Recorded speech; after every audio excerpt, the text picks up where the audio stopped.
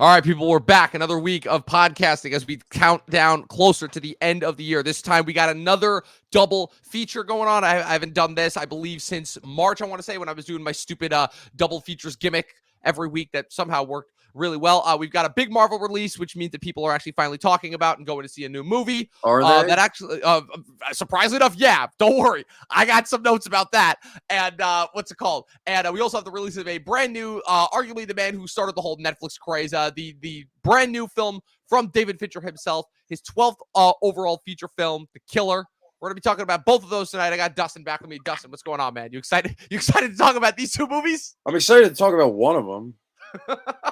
I'm excited to talk about both just because every time we get a bad movie in here, or at least a slightly perceived bad movie, I know that's your time to cook. So I'm going to save that for the main conversation. All of that and more on tonight's episode of the Talkin TV podcast.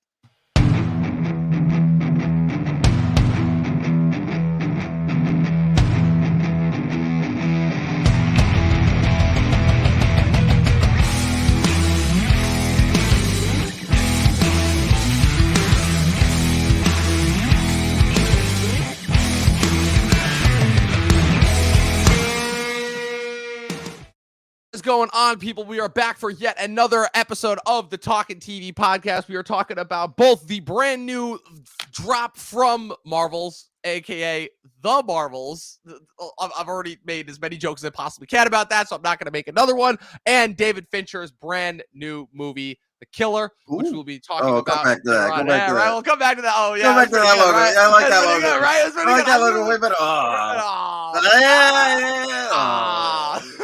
You know what's funny about that? I literally was just looking for logos when I made these. When I made the thumbnails like fucking a month in advance usually. I was looking for like the official logo for The Killer, and for whatever reason it wasn't on there. So I had to use the S is like going into yours. Yeah, exactly. Well, that's because fucking Disney always puts their graphics and shit out for because they know that every YouTube like pulls them from online in order to make the graphics. They always put their shits out like months in advance. But Netflix and like smaller movies, they never put them out until like a week before the movie comes out. So I was just looking right in one of my pages for the Killer official logo, and I found this, and I'm like, oh, that looks sexy as fuck. I'm doing that one, and then we unfortunately got to go back to this one as well. So like I said, it was sort of a big weekend drop. I don't know. I feel like this. Of all the months, we were talking a little bit about the strike. Recently SAG-AFTRA just came to a deal with AMPTP. So as of right now, both strikes have officially been resolved. But I do think it's funny how we were always going to see the major effects of the strike like much later on. We didn't really start to feel it in September and October.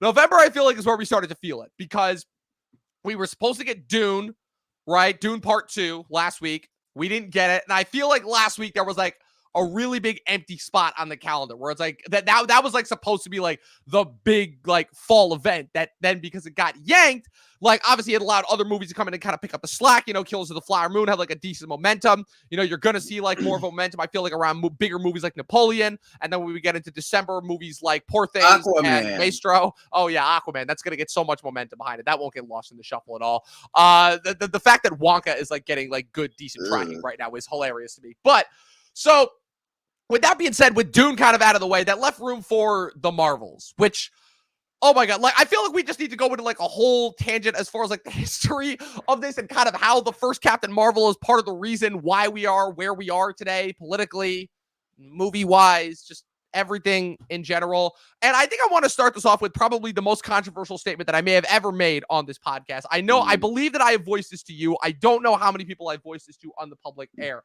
which is that. Okay. Captain Marvel, right? Famously, I believe to this day, prior to Phase 4 and everything we've gotten Marvel post-COVID, I believe was the most hated Marvel property. It was between that and Thor: The Dark World, right? But right, this was the first one where, again, no lukewarm reaction. Every like weaker MCU product, I think it's safe to say, we all know at this point, right, that the MCU has not been just straight hits. But the difference between the MCU and previous franchises is that up until Captain Marvel, there had never been an entry that had been decreed as straight up bad. Not by the general public, at the very least. Let me put it this way. There were entries that were viewed as weaker than others, and there were entries that were viewed as just okay, but still entertaining. But I don't think there was an entry prior to Captain Marvel that anybody said was straight up bad, Like I'm not going to say besides Thor 2, probably. Well, Thor 2, but that's even probably that the one, only one. But even that one, that didn't really happen until much later on. When like Infinity War and Endgame, dude, when Dark World came out, I remember people saying, "Yeah, I kind of liked it." It was just a matter of it was just kind of forgetful and like kind of just I remember left people shitting on that when it came out, but rather the case, like you're saying that this was Captain Marvel was the first straight up hated.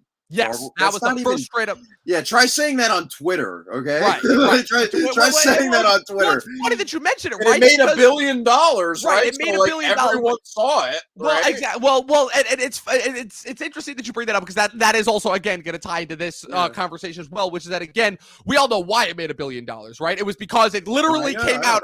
It was the movie it was one of two movies that was cushioned in between Infinity War and Endgame, and the fact that 3 months later we got Endgame. So like Marvel like hype was at an all-time high when that came out, like an all-time high. Like say what you will about the quality and everything that happened behind the scenes, that was an absolute genius decision releasing that what it was, especially since you could also make the same argument that for Black Panther the year before. You know, obviously it had the whole Black History Month going forward as well, but arguably I would say that Black Panther was helped tremendously by the fact that we got Avengers Infinity War only 2 months later, you know, because both Infinity War and Endgame were both released in April as opposed to May, like when it usually comes out. So obviously I'm not going to waste any time with the preamble as far as like everything that's happened since then, because we all know what's happened since then. The behind the scenes comments, Brie Larson, COVID, Marvel, everything happening with it that has happened.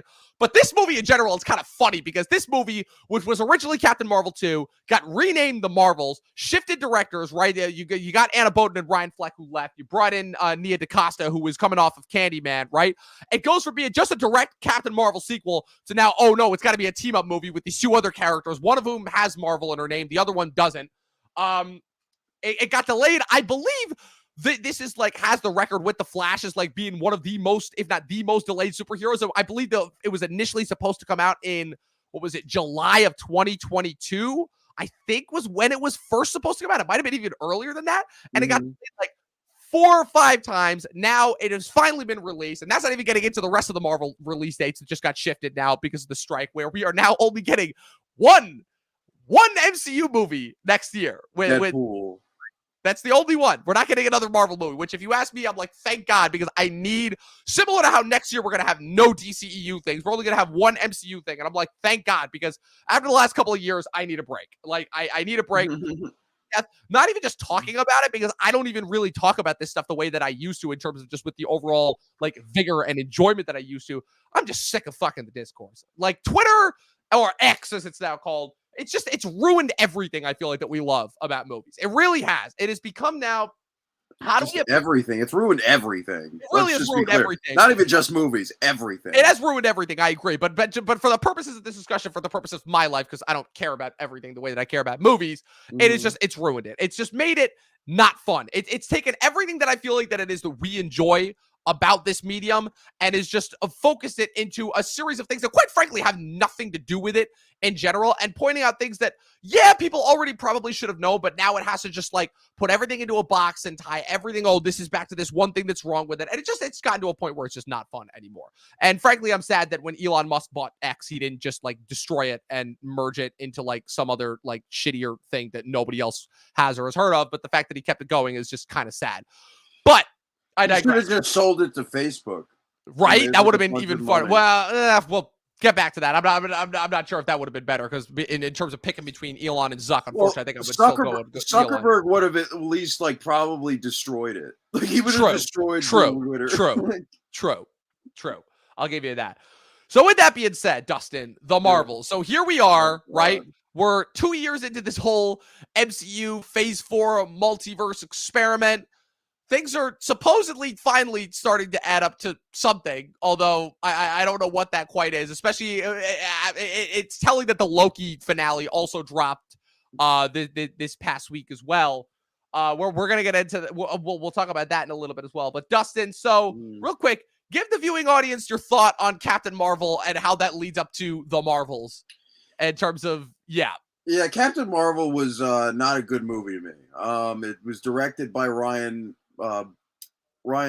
Fleck and Anna Boden, who, when I was growing up, they were making some great independent films. Like I remember seeing It's Kind of a Funny Story in theaters and thinking like, yeah, this is these guys are good. This girl and guy are both good at directing, and they make great stories. They have Half Nelson they made, Mississippi Grind with Ryan Reynolds, aka Deadpool.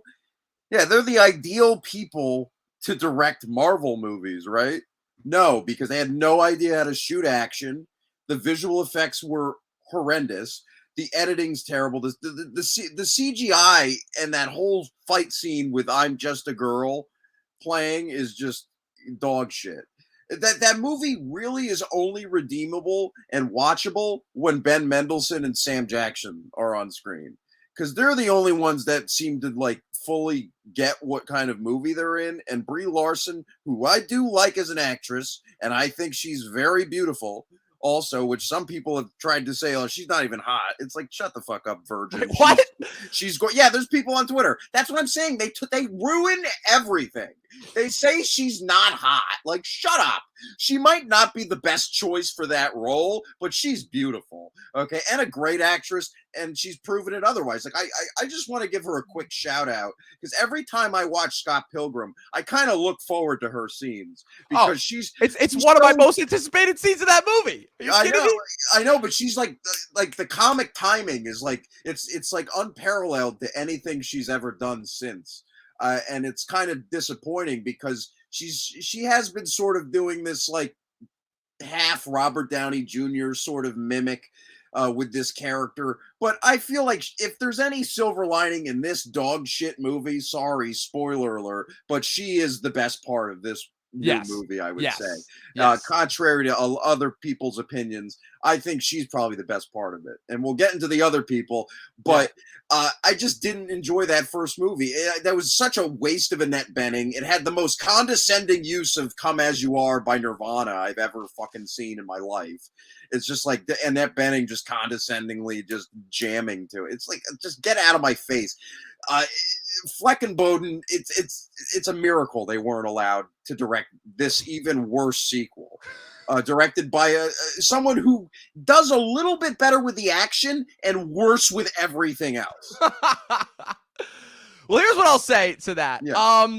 As I'm sure you know, the directors, I say, of these Marvel movies almost never oversee the action. I think the only ones who really do are the Russos and James Gunn. So I think to blame Bowden and Fleck for the action scene, and Favreau, yes. So I think to blame Bowden and Fleck for the poor action sequences, I think, is rather unfair, because I think they're not nearly as guilty as as any other one of the action sequences from Marvel that happened to work well. Why get those directors to direct a movie like because this? They go in line with the Marvel track record in terms of, okay, we're getting independent directors. No, you're right, but it's only worked with Ryan Coogler. That's the only time it's worked.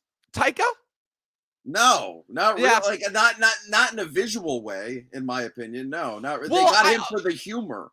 That's what they got him for, is to bring life into Thor. That's my argument. Which, if you ask me, I'm sorry, but after Love and Thunder, and I enjoyed Love and Thunder more than everybody else. But, I also did too. Yeah. Yeah, I liked it more than Ragnarok. But what I will say is, in comparison, I kind of do like those first two Thor movies a little more than the latter two, only because I feel like those capture more of like the essence of like what it is that people like about Thor than those latter two. Okay, now, as far as Captain Marvel, as far as bringing it back to Captain Marvel, my whole thing with that movie is, I think that movie, my controversial statement, my hot take is, I do not think that movie is worse per se than any other of the Marvel movies that were coming out at that time.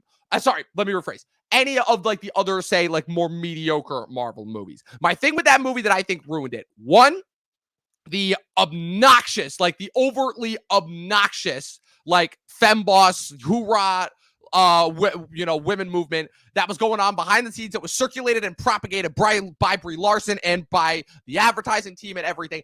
That to me is what killed it. The movie itself, I don't think is that bad. I really don't. I think it's all the other shit that was going on around when that movie that came out that killed it. Not to mention the soundtrack. Easily, I mean, Marvel's had a history of bad needle drops trying to replicate, obviously, the magic of Guardians of the Galaxy. That one's the worst, the most egregious example. Those Right. trucks, it's like, we get it. It's 95. But not even just that. It's like the most egregious, most obnoxious on the nose. I mean, you mentioned, what's it called? You mentioned Come As You Are. I'm Just a Yeah. Girl, which that action sequence is terrible. I'll give you that. What's the song that comes in when she's riding the motorcycle to meet with Sam Jackson at the bar? That one, terrible. Terrible. Yeah, just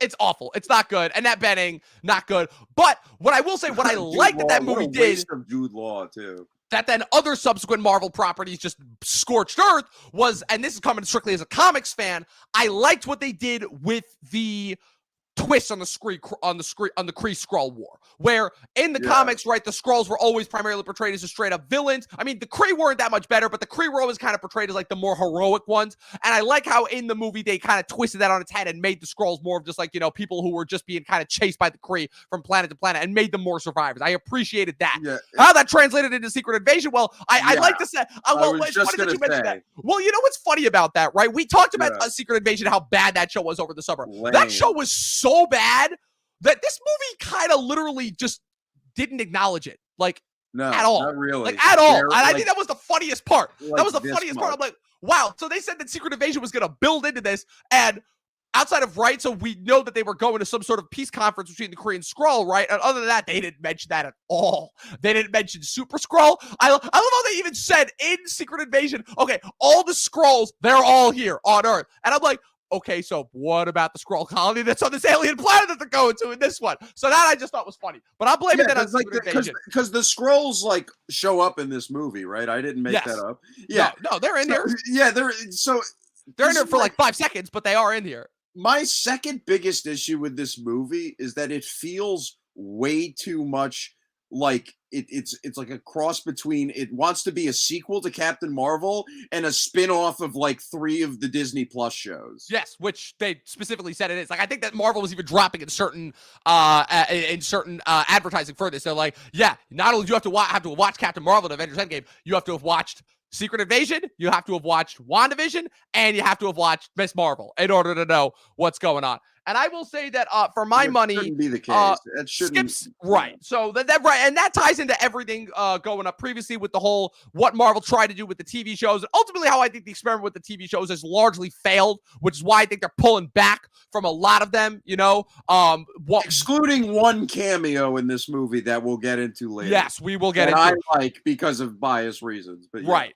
Right. Wonder Man has been scrapped. I don't know if they're moving ahead with Vision Quest. Unfortunately, all the other TV shows that they have greenlit are still moving ahead, but they have been delayed. Agatha, Darkhold Diaries, whatever the fuck it's called, is not coming out until December of next year. Ironheart has been delayed to 2025. Echo is dropping all of its episodes in January, which is ironic because that trailer was already better than like anything that I've seen from them TV show wise in the last couple of years. But going into my thoughts on Captain Marvel, right? My thoughts on it were already pretty lukewarm to begin with. So I guess my biggest surprise is that I didn't hate it. I don't love it. It's not one of my favorite movies of the year, but I watched it. I was kind of thoroughly entertained by it, you know? It's nothing amazing, but it's also, and it's something that I haven't seen before. But that being said, I think that you were mentioning Brie Larson. She's already better in this than she was in the last 2 things, which is kind of crazy when you think about the fact that this is her best performance. Right. Well, I mean, if you're not counting cameos, right? Because she had cameos in Shang-Chi and like one other thing that I'm forgetting. This is only her third major Marvel thing that she's been in. That's which embarrassing. Is kind of funny, I forgot that. Right. So this is only your third major thing. And secondly, Tiana Paris, right? As the daughter of Maria Rambeau, Monica Rambeau, who's a pretty famous character. You are not as hot as her. I'm on her. I'm on the other side. I think she's a pretty damn good actress. I remember seeing her. She tries, at least, unlike a lot of her contemporaries. But I just don't think she's that good. That's the issue. I never have seen her in anything that she's straight up bad in. I remember seeing her back in the day as Don Draper's secretary on Mad Men, and she actually had like a couple of solid episodes on that. She was solid in They Clone Tyrone over the summer, and I think she's solid in this. I think her arc with Carol is actually like pretty decent, considering the fact that there is a lot of history between those two that's kind of left off the table because we got her as you know, in her own thing in WandaVision, but without any interaction from Carol. So I didn't like her on WandaVision to begin with, but that was more so the writing and just a little bit of the performance. But in this movie, I just like the writing and performance. It just felt like completely half-assed on every aspect of that. So, and then we get into the third part of this little trio, Kamala Khan, aka Miss Marvel, which I think is single-handedly the absolute part of the movie. Not only the worst part of the movie, the worst the worst decision that Marvel has made in terms of bringing new characters to the big screen recently. Because good God, I mean, it's like, hey, you know what would be great? What would be a smart idea if we made every obnoxious fucking awful, not like genuine like comic book fan and nerd who knows everything, but every like recent Gen Zer Marvel fan who thinks that they're like call themselves like a super diehard Marvel fan, but only got into it because Marvel was cool and popular. What if we took that and made that a character? And I understand that Kamala Khan, Miss Marvel, is originally based on the comics and is a Marvel fangirl of some kind. But like, to this extent, really? Did we really need this? And everyone, and I know what everyone's gonna say. Everyone's gonna come in and be like the whole, oh, she's the Pakistani, she's the Middle Eastern representation. Cool, great. Make her a better character than what we got. Make her a better character than what we got. What about Karen Stoney in Spider-Verse? Exactly. We had him. Exactly. You had him. The animated stuff is part of the multiverse. They've acknowledged it back and forth. You know, no, this is insane. I can't stand that performance. I didn't watch the show, and quite frankly, I don't want to watch the show. That was one of those shows where going in like before I knew like that was the one where I just had like before I kind of knew like what the general quality of the shows was going to be. Put it this way, I was more excited to watch She-Hulk than I was to watch Captain Marvel. In hindsight, put that to watch Miss Marvel. And in hindsight, I can't imagine that Miss Marvel is as bad as She-Hulk, which is kind of insane to me. But and they went. No, I don't think it's. I don't think it'll be as bad of a show as She-Hulk. Technically, I just think we'll hate the performance more than Tatiana Maslany. The problem with Iman Vellani is that they just didn't strike gold with this one. Marvel in terms of casting an unknown. They dropped the ball on that. Yes, hardcore. Because I have to apologize partially to Tom Holland a little bit because I definitely do not like him in those first couple appearances that he does in the MCU, being in Civil War and even in his first film, Homecoming. But at least Tom Holland was in something before Spider-Man to prove that he was a good actor, at least. Yes.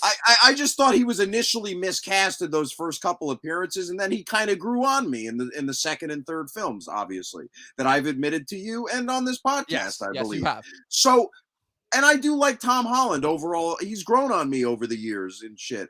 This girl is not a good actress. She's the definition of someone who's just mugging the entire time. Yes. And just doing that, oh, geez, like that. They used to have that old sketch on SNL where, like, Keenan would dress up as Raven. It was like the Disney Channel School of Acting. I think I remember that one, actually. Like, that's what it reminds me of, her acting. It's just like, but it's completely unironic. Like, she's doing that serious. Like, that's her performance. Right, no, it's definitely, it's unfortunately definitely a straight light. All of her one-liners are annoying. She doesn't, like, say that thing that Tom Holland does, like, oh, you remember that really old movie? But I kind of wish she did, because it felt like she did, because every line was like nails on a chalkboard, and, like, everything, like, oh, my God! Like, I just couldn't stand her. It was like a Sean Baker character dropped into this movie for no reason. Yes, agreed. And we all know how Sean Baker loves putting his yelling characters in. The yelling kids, especially. The yelling kids. He loves doing that. Yeah, just it was one of those things where I'm like, oh, I skipped Miss Marvel for that exact reason alone, because I knew exactly what it was going to be. And now seeing that she was going to be in this, and I'm just like, ugh. And her parents were annoying. Oh my God, and I'm like, Jesus Christ, this was an entire show? Thank fucking God I skipped this. Right. Just Jesus Christ. Like, we might be like, just have like a thing against this character and like that performance and just the just I the like to think that conception. it's just performances like that in general, because this is not the first time that we've complained about something like that. And we're the hot take on this one. We're having the hot take because apparently she's like the bright spot to everybody else who doesn't like this movie, and it's insane to me because I've seen multiple people say, you know, this movie wasn't very good, but she's great. And Can we talk about that for a second? People's like, reaction what? to this movie, right? People had really negative reactions to the first one, and the first one cleared $1 billion, right? This one, right? And what's the story everyone's been saying about this one? Oh, it's like the lowest grossing opening that Marvel's ever had, you know, and like lower than Quantumania, whatever. So like no one's really got to see this, but everyone that I know that's seen this one has enjoyed it. Literally every single person I've talked to was like, yeah, I enjoyed it. And I'm wondering like a couple reasons for that. I think there are a couple reasons. Number one, the fact that, listen, as many stupid things as there are a a lot of stupid things in this movie. Once again, another generic villain. A villain with some motivation, but another generic villain. Played by Tom Hiddleston's wife, which I'm like, cool, but guess what? She sucked in Velvet Buzzsaw, and I can only imagine that she was going to be bad in this. Him? Yeah, that's Tom Hiddleston's wife. That's thing number one. Thing number two. Character, yeah. Yeah. The thing number two. The fact that they go to a alien planet in this one, and it just turns into a Disney musical out of nowhere. It's like, we have an entire planet where they just communicate in song. I'm like, oh, great. Just what we needed. That. Number three. The biggest thing, and the biggest thing why I think that people are not having as negative a reaction to this one as they did in the first one, because of all the stupid things happening in this movie. Don't get me wrong, there's a lot of stupid shit happening. The whole, this is crazy for me coming from a movie that has not one, not two, but three credited female leads. Mm-hmm. The whole femboss, women stronger than everything.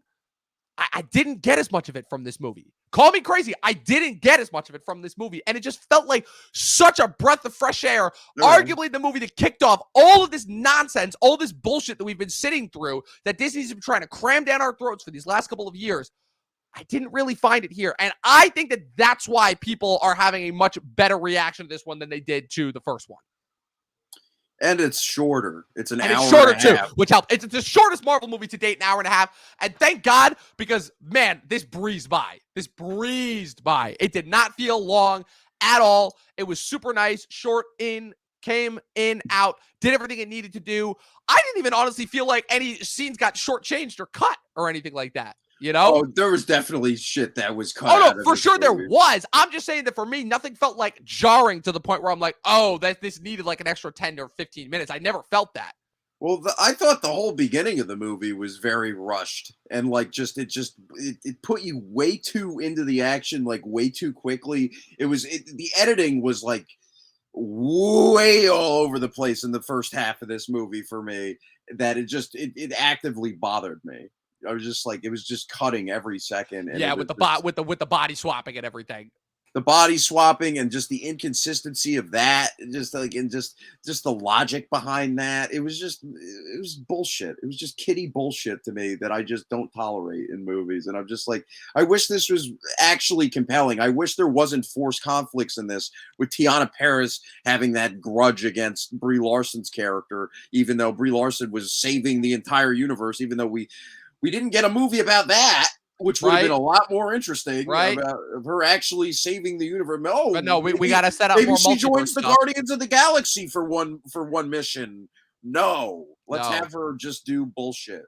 Yeah, and just have her thing on a planet for no reason to remind us. Oh yeah, Brie Larson had a recording contract when she was a teenager. Yeah. No, I'm with you on everything. On everything there. But like I said, the worst Sam Jackson Nick Fury performance, by the way. Sorry to interrupt, but that's the worst Sam Jackson Nick Fury. He just looked like, give me my paycheck now, motherfucker. Like, because he just quipped his way through this entire movie. It was just so I kind of liked embarrassing. I kind of liked it. I laughed one time when it was like, oh, that's Carol. That's because it's cool. It's Carol when she drops onto the ground. But the black girl magic bit. I'm like, God, we're doing this. We're doing this. My body shivered at that when he said that. I was like,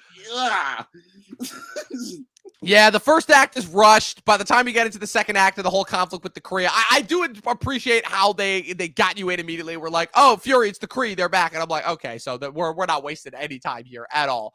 Yeah, would you say that this movie was like in a rush to like get to the ending as far as like the whole multiverse stuff? Because we do get two pretty juicy post-credit scenes, for better or for worse. One of which I'm just like, ugh, just why are we doing this? The other one I thought was pretty awesome. But I mean, I feel like we pretty much said everything we need to say about this movie. So let's just talk about the post-credit scenes.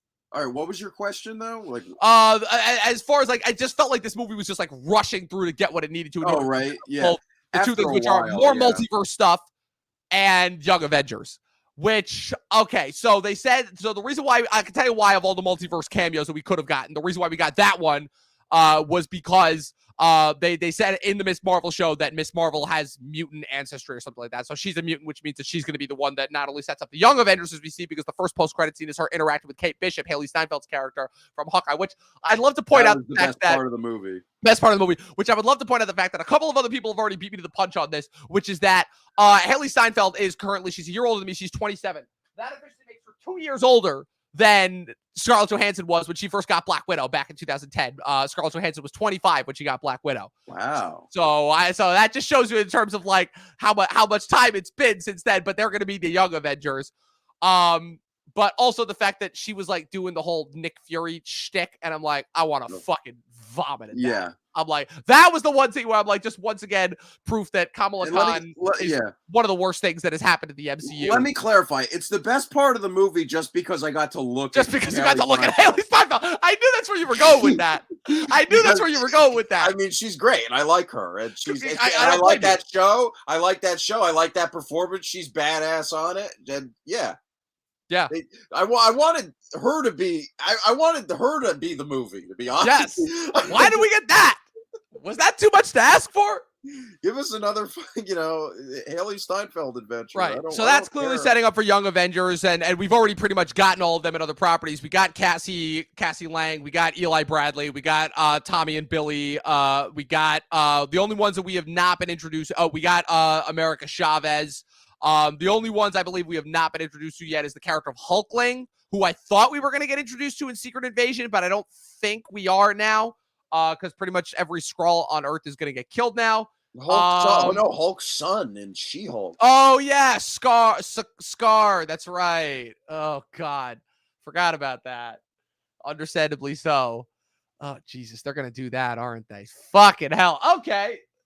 Thanks for reminding me of that. Well, just the fact that She-Hulk, if She-Hulk is involved in any of the movies going forward, which done. They already confirmed she's going to be in the next Captain America. We're done. This is done.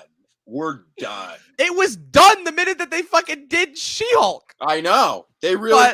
I know. But we're still going. But if they're really going to tie it into the movie, like, and have her like break the fourth wall in Captain America 4 or 5 or whatever the fuck it is, I'm gonna be so mad. Apparently they had that. The reason why they had to push it was because the test result screenings for the new Captain America were so bad.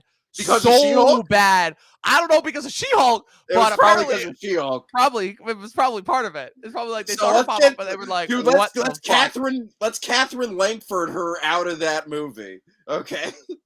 That's 13 reasons why her out of this movie, okay? Please.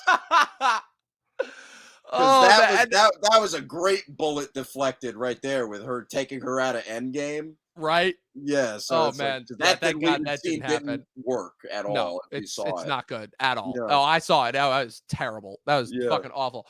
But then we get the second post-credit scene, which the finale of this movie, right, is they lose Monica. She's healing up an interdimensional rift, which the fucking Zaw Ashton's character opens up a portal. Explain this to me. Yeah.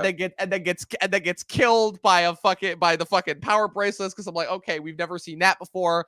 And she ends up in a different universe. She wakes up and it's like, oh, my mom's here. Oh, and then she starts crying. And who walks in?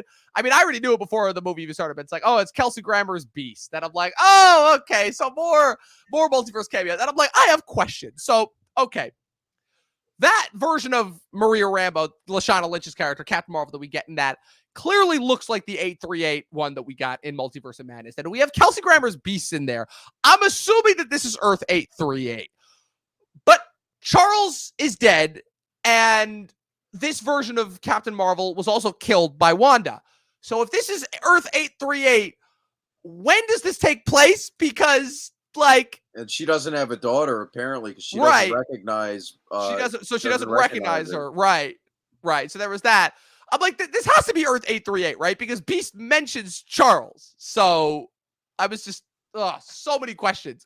So many questions. They gotta stop. And if Deadpool 3 better set some fucking shit straight with this multiverse stuff. Because I'm getting annoyed by the amount of cameos that we're getting and no explanation as far as like how this all ties together. Because it would be one thing, right? The No Way Home thing works because that's other movies and franchises that we are used to, that we are making that makes sense because that ties into the Tobey Maguire movies and it ties into the Andrew Garfield movies. But with the shit between Multiverse of Madness and now, how is this supposed to tie into the Fox X-Men universe? Sure, it's the same actors from that universe, but how does this tie in any way, shape, or form to the Fox universe? Like, I'm confused, you know, because they're clearly retconning and changing some shit around. This universe, like, it has like a Doctor Strange and a Fantastic Four and a Captain Marvel and all that. I'm confused. I'm lost. I need some answers. I need some answers. Dustin, do you have any answers for me? Any at all? Dude, my brain is broken by this shit. It doesn't make any sense. It needs to make sense. No, Kelsey Grammer is just in this because he's doing a new Frasier reboot, and it's like, oh yeah, Kelsey Grammer's around. What is he doing? Is he on Paramount Plus? The irony being that he's one of the best parts of those X-Men movies, and he only was in one movie. Right. No, it's cool. It's cool a little bit, but like you're saying, like the novelty is starting to wear off. Like, oh no, it has worn off. Like it wore off with Multiverse of Madness. No, you're absolutely correct. Like it has worn off at this point. You're not right. It really wore off at Spider-Man No Way Home. Right. No, they made it work with No Way Home, and then when they put Krasinski into Multiverse of Madness, I'm like, and then killed him, and I was like, oh, and then they killed him off after 5 seconds. That was funny, but that's where the novelty died. That's where it died. Yeah. And now that the problem is that they keep teasing us and then not doing it because they queued us up right with Evan Peters in WandaVision, and then they didn't do anything with that. But now they are. So it's like you can't have it. Oh, don't even get me started. Like you can't have it both ways. You can't have it both ways. Oh, the boner shit is. It's either all connected in the multiverse or it isn't. You can't have it both ways. I thought that was going to be the worst thing they ever did, and then they did. Oh no! Oh no! Yeah, that was just the tip of this year Dick Cheese iceberg, my friend. I know, but when they introduced Evan Peters just to be like, oh, he's fucking irrelevant. He's just a guy named Boner. It's like, fuck you. Like, so dumb. Just as a fan, I'm not even like a diehard fan, but I am a fan of this shit because I watch it, obviously, and like, you don't do that. I love Evan Peters. No, you don't do that. You don't do that at all. Great as that character. He's like a fan favorite. Yeah. Kind of crazy. You don't do but it was already bad enough that they fridged him in the last Fox X-Men movie, but then to have them do that shit. No, they Terry Crewsed him. They Terry Crewsed him, exactly. Yeah. They Terry Crewsed him. You know why they Terry Crewsed him? Because he was calling out just how ridiculous that movie was. They're like, yeah, we got to get this guy out of here because he's gonna expose us for this bullshit. He's like, hey, why'd you guys bring me back if you're just gonna call me Boner? Like, yeah. Exactly. That's fine. He's won an Emmy now. He's going to be just fine. He's going to win another one. We're going to win another one. Exactly. If these Emmys ever happen, you know, he needs to be in movies. He needs a film agent. Yes. God damn it. He's so sick of him doing all these Ryan Murphy stuff. Like, cause he's so good.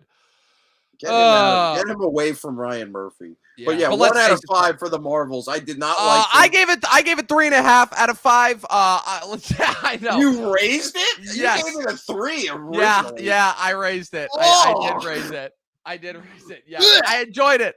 I enjoyed it. I had fun with it. It's not one of the best of the year, but I enjoyed it. So. I give this movie a some old bullshit. Not a fuck you? No, it's not a fuck you just because Haley Steinfeld's in it. All right, so she saved it from being a fuck you. Got it. All right. And Brie Larson too, because I thought she gave more of an effort than she ever has as this character. I agree. But apparently she didn't get along with Tiana Paris on the set. But that's interesting. That That's is just interesting. speculation. Very interesting. Yeah. The But only it thing that I'm going showed to on say, screen, though. They yeah, didn't the have only time other to thing that I'm going to say before we move on to the actual good movie that we have this weekend, which is The Killer, which is the Loki season 2 finale, also aired this past weekend, and it was fantastic. Everybody who's seen it already knows what happened, and Twitter is obviously going nuts about it and making countless memes about it. And it was really great. It was really surprising wrap up to that character that I didn't know we could have gotten after he died in Infinity War. But considering, how the entire show is acted as like this retrospective on Loki as a character while also being the setup for Kang the Conqueror, they even managed to somehow not quite redeem, but make better one of the worst characters in recent history, which is the female version of Loki, the Sophie DiMartino character. And the reason why is because they even say in the finale just basically how, yeah, she screwed everything up by killing that version of Kang, but they managed to fix it. And what they do with Loki, I won't spoil it for you, Dustin, because I definitely think it is worth watching. But Okay. yeah, it was really good. It was really good, and they wrapped up that character really nicely. And it was one of those things where, yeah, it's kind of still sitting with me, and I'm still thinking about it. Which I'm like, listen, if it's doing that, then it's clearly doing something right. So Okay. yeah, Yeah, I've heard that's, very good things about that. I tried watching the second episode, and there's something about this season that's just not hooking me. see, for I me, it don't was the know. total opposite. I could not wait for this show week to week, and it just got better and Jonathan better each Majors week. hasn't showed up yet. That's probably Jonathan what it Majors is. isn't until episode 3. Once he comes Oh in 3, God. that's Yeah. that's when it kicks off. That's when Yeah. it hits its high. That's what I'm waiting for. Because the irony being that they had one storytelling decision in there that I'm like, I don't know if this was directly supposed to be like a thing with Majors, because I don't know if this was filmed before or not the whole thing happened, if they were in post or whatnot. They were just like, do this over and over again in editing. But they do have one thing where it's like they kind of do the thing where he dies over and over and over again in a montage. But other than that, like, he comes in and he steals every scene that he's in. He's so good. But yeah. Moving on to David Fincher's The Killer, which there's a lot of stuff to talk about here. There's a lot of stuff to talk about here. Namely, the fact that David Fincher is kind of sort of part of the reason why we're in the media state that we're in, because he's the one that legitimized Netflix when Netflix gave him House of Cards, when they greenlit House of Cards, which at the time was unheard of. You had a movie, you had a not even just a pilot and then a later series order. You had a full 2-season order with those first 2 seasons of House of Cards, which at the time was unheard of, and they were all dropped at once, which literally sets us up for like a decade of new ways in which we can watch TV. So much so that pretty much every other streaming service, when it came around, went the opposite way and started releasing their episodes individually week to week. Not only that, but Netflix also greenlit another show from Fincher and Fincher's next feature film up after Gone Girl. And Fincher has pretty much exclusively released his stuff exclusively on Netflix. Since then, you've had 2 seasons of Mindhunter. You had Mank, which came out in 2020, which was a script that his dad wrote, that he had tried to get financed early in the 90s, that then didn't work, that he then was able to get greenlit on Netflix. And now we are with The Killer, which is an adaptation of a French graphic novel. It stars Michael Fassbender, the first time that he's worked with Fincher, which I'm like, that is a pairing that I'm like, how is this only happening now in 2023? This should have happened like years ago. Welcome back, Fassbender. Yeah, right. Also, Fassbender, a guy who hasn't acted in 6-7 years, something like that. He wanted to take a break in order to do race car driving, and now he's back with a double release too. Not only this, but he's got Next Goal Wins with Taika Waititi next weekend. And so now that The Killer has come out, a lot of people have been saying, yeah, this is a back to basics movie. A lot of the initial criticism has been saying, okay, yeah, this isn't anything that we haven't seen before, but it's Fincher, so it's good. And Dustin, I think it's funny how we kind of had almost the exact same reaction to this after the fact, which is that we were both kind of like, it's really good, but we're kind of lukewarm on it, right? I think it is kind of funny how we were both like me. I more would so.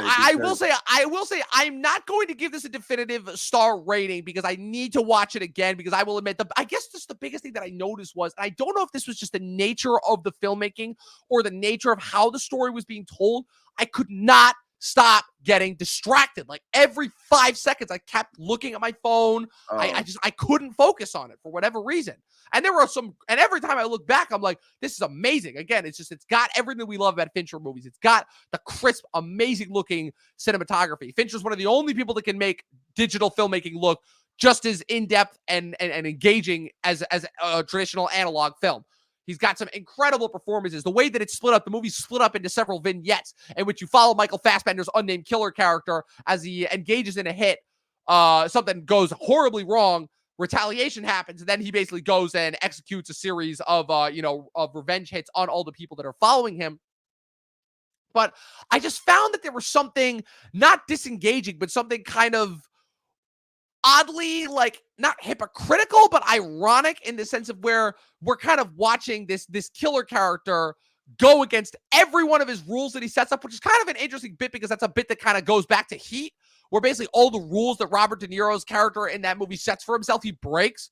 Where his whole thing is like, I Well, don't have empathy, but he's eventually, yeah. eventually, yeah, he's like, I don't have empathy, but I have this other girlfriend in this private life that I've got, follow these rules to a T. But then, it's like he's got plenty of chances to take that shot in the beginning, but he doesn't.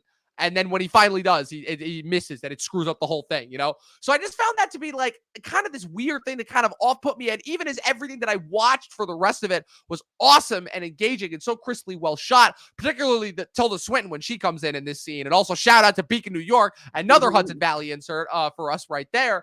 I was just like, I don't know, man. I really didn't know how to feel about it. But was it too repetitive for you? No, it wasn't that it was repetitive, because I could tell that every instance was going to build into the same thing. But like specifically, I think the scene with Sala Baker, there were a lot of instances where I'm like, dude, just fucking kill the guy. Like, come on. Like it was just a lot of instances where it's like, in a weird way, almost like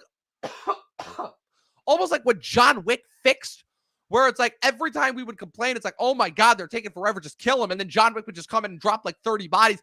I feel like almost like this movie in a way kind of got ruined by John Wick. This is like a pre-John Wick kind of a movie. If you know what you know what I'm talking about? Okay. Yeah, a little bit. Yeah. I think on a technical level, and I was saying this before, like, this is better than most movies we've gotten this year. Of course. For sure.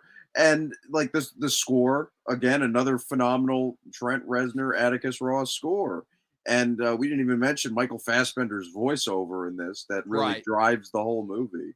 And Michael Fassbender, it's like, I got to say this again, it's great to see him back because he's one of my favorite modern day actors. He's one of the more electrifying screen presences of all time. Yes. In my opinion. And yeah, I just really enjoyed this movie. And do I think it's a little it's like the best Jason Statham movie we've never gotten, I would say. Yeah, right. Like exactly. and that kind of sounds like a backhanded compliment to David Fincher, who's made better and more complex and thought-provoking films like Gone Girl and The Social Network and Seven and Zodiac, and even the irony, the irony being this is the first time he's worked with Andrew Kevin Walker since Seven, I believe, right? Yeah, but it's a different kind of killer movie if you want to, go in that way. But yeah, I agree. I'm a little lukewarm in the fact that I'm not giving this a 10 out of 10, but it is one of the very best films of this year, and I agree. I will rewatch this again quite gleefully, and I think that the soundtrack is great with all exclusively Smith songs. Yes, which is a great little touch. But yeah, it's occasionally very funny and has a good sense of humor about itself, has a good ensemble cast. I don't really have much wrong with this movie. Maybe a little bit of a pacing issue in the middle of it when his missions get a little bit repetitive at points.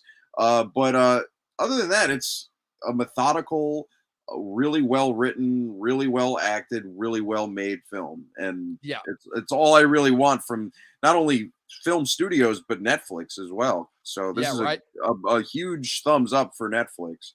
And it's a thumbs up for David Fincher, who's one of my absolute favorite filmmakers ever. So. Yes, absolutely. Yeah, I finished all of Fincher's movies during COVID when Mank was coming out. I rewatched. I've been rewatching a couple of them up to this point. I rewatched Fight Club. I rewatched. Oh yeah, that's one I forgot. I rewatched Mank. Actually, I rewatched Seven. And it's kind of interesting because it's a similar process to me with Mank, where I watched Mank the first time. I didn't like it as much. But I've rewatched it, a couple times since then, and I'm like, no, this is fucking brilliant. I'm probably one of the people that I really, really enjoy Mank, probably more than like most people do. I've even got like several quotes from that movie written down because I feel like they just speak to me like so personally. But yeah, it's interesting to see Fincher like in this phase of his career because so many directors, because he just turned 61, I believe, actually. So he's getting up there. I actually got to see him at the Tribeca Talks over the summer with Steven Soderbergh, and that was just fucking great because he spent the whole first 20 minutes just shitting all over Alien 3. What a terrible experience that was. And it's just seems like somebody who just still has got it, even up to the point where like directors start to quote unquote lose it. So it's really, really good, really satisfying to see that. Especially given that he is one of the most, one of the best, most influential, most, what's it called, most form-defining directors. Really, he's one of the directors that really has spurned what's called the digital revolution. Again, his editing techniques, they're so crisp, they're so precise. Obviously, we all know this. To the point where Netflix has pretty much modeled their entire visual look after his look. That's how influential he is. Yeah, it's good to see that he hasn't lost any of that with this movie. It's just, I got to rewatch it because I can already tell this is one that the reason why I'm not going to like try and say that, oh, this is how I feel definitively about this movie, because I know I wasn't engaged fully with it, and I have to be engaged fully with it. Like I said, I don't know if it was just me, like my headspace thing, because sometimes I'll admit I'm just not in the right headspace to want to watch a movie. It happens, and that was definitely trying to watch this on a Saturday morning, recovering from a night of drinking, was definitely not at all the right headspace to be in for this. But but for my money, at least from what I saw, it was technically brilliant. Just in terms of the fact that we never get movies like this anymore. It was really satisfying to see, not to mention the fact that there was another movie that I saw today that was also very reminiscent of movies that we used to get all the time, that being Alexander Payne's The Holdovers. I'm going to talk more about that next week, but that one was also, again, just really refreshing, really touching, really reminiscent of like just feeling really old school. It's another movie about a boarding school, we got a lot of those back in the 90s for whatever reason. But yeah, The Killer, I will say that while, yes, it is not at all the first kind of move with these movies that we've seen, it's Fincher, so he does it unlike anybody else. And he does it as an absolute masterclass. The cast is all great. I didn't recognize that was Sala Baker, aka the performer, the voice of Sauron from from Lord of the Rings. It's getting late. That's where my brain is right now. I now know how Chris felt whenever he kept doing all those Freudian slips over the years. What's it called? When he was having that fight scene with him in the middle. You had obviously Arliss Howard pop in at the end. Arliss Howard, who had a very memorable supporting performance in Mank, and his track record in this, he's absolutely fantastic. He's never been bad. He's never been bad at anything. Also spectacular in his couple episode arc in True Blood season 6. Full Metal Jacket. Full Metal Jacket, Lost World as well. Right, dude. He's awesome. He's really, killer. He's killer, that guy. Yes, he is. Yes, he is. I'm trying to remember what other victims Michael Fassbender killed in this movie. The ending, I think, is not poignant, but it's definitely like I don't know. How'd you feel about the ending?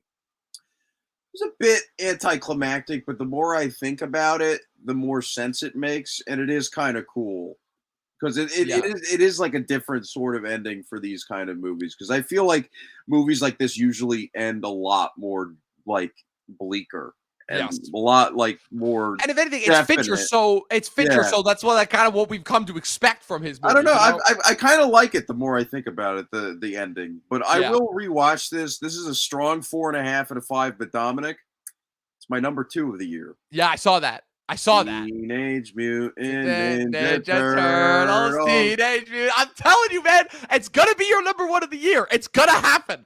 I'm not trying to wish it onto you, but I've known you this long. I know you well enough. I'm telling you, dude. When we do the top 10 of the year, that's gonna be great. It's gonna be phenomenal. I can't wait. I'm gonna come up with like a whole.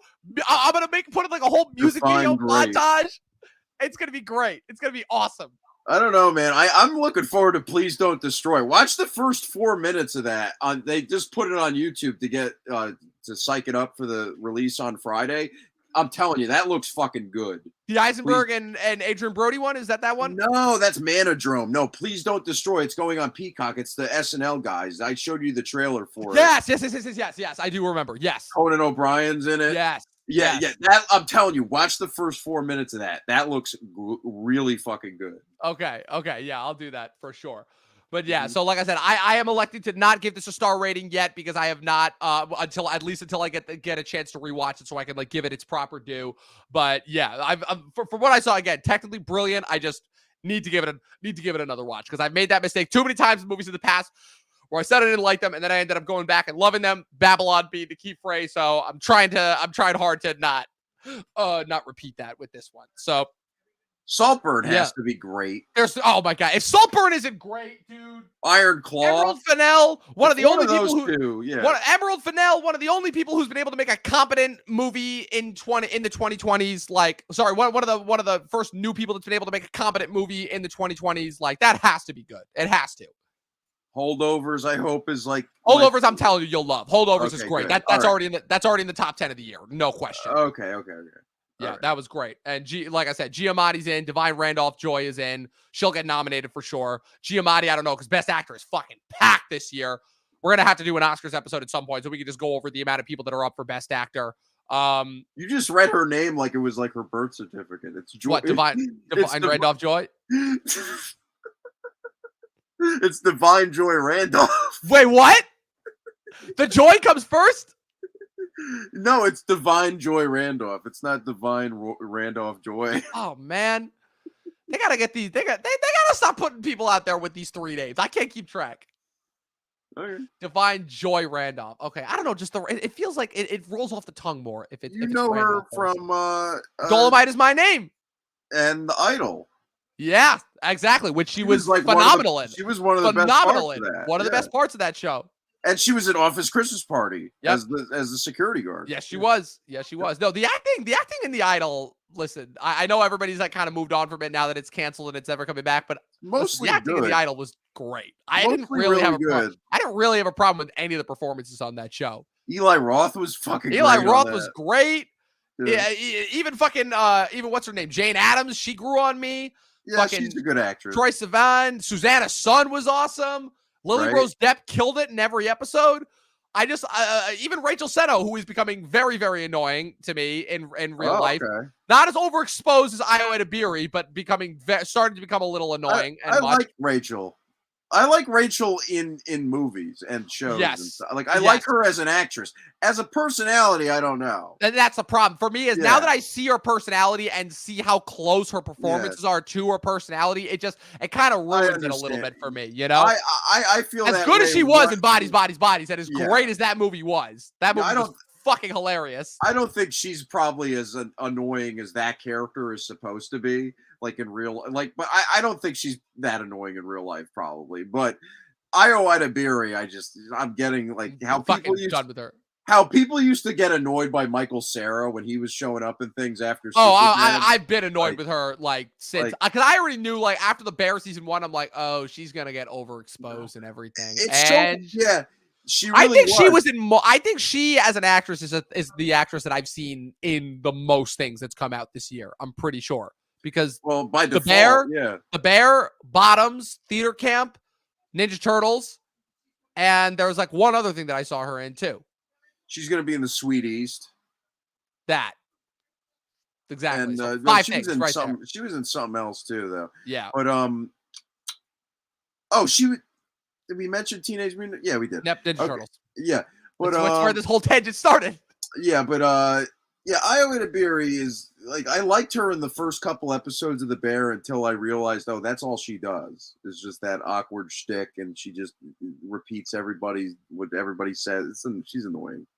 Yeah, but yeah. Hopefully Saltburn or the Iron Claw. What about the Iron Claw? I hope the Iron Claw better be good. Iron Claw better be fucking good. Getting great reviews. Yeah, and I'm still holding out. And I'm still holding out hope for Poor Things and Maestro too. I'm still holding out hope for both of those. Maestro, I don't think is going to be one of my favorites of the year, but I don't think I'm going to like that as much as I did Star Is Born, which I love. Right. Yeah, we'll see. You know what's funny? I think I might rewatch Star. I haven't seen Star Is Born since it came out in theaters. So that's a great movie. Yeah, I might rewatch it. I don't know. But with that being said, people, that is it. As I let out that fart there. That is it. That is another episode. Oh yeah, just let that zinger go. What's it called? That is it. That is another episode. That is our latest episode of the Talkin TV podcast. We'll be back next week. We got a lot of stuff. We got a lot of content dropping next week. We got Hunger Games. We got Next Goal Wins. We got Monarch. We're also going to be talking about. We got Monarch on Apple TV. We're also going to be talking about For All Mankind and The Curse next weekend. We got there's one. Did you watch that yet? That's fucking good. So not yet. I'm gonna watch it after we're done. I'm gonna watch it probably either if not tonight then tomorrow. But I'm looking forward to that. Good. I'm really looking forward to that. Solid pilot. Yeah. Yes, really, really looking forward to that. Don't say anything about it, but because you and I, we've been waiting for that show since what? When did they announce that? 2017, 2018, something like that. It's been a No, long time. it wasn't that long ago. It was a couple. I don't know. It's Listen, been like I a swear, couple of years. It I might swear, feel I've been like hearing that, but rumors about that show for a long time now. So it hasn't been that long, but it's like a couple of years. Let's say that. Okay? something like that. But like I said, so we're covering all of that next week before we wrap up November with Wish and Napoleon and we move into the final month. Dustin, where can the good people follow you on the interwebs? As You can always, follow me on YouTube, Mr. G Movie Reviews. They can follow me on Twitter or X, and they can follow me on Letterboxd, Dustin Mason. yes, and you can follow myself at Movie Nerd Reviews across all platforms. You should have followed the official Talkin TV podcast across all platforms.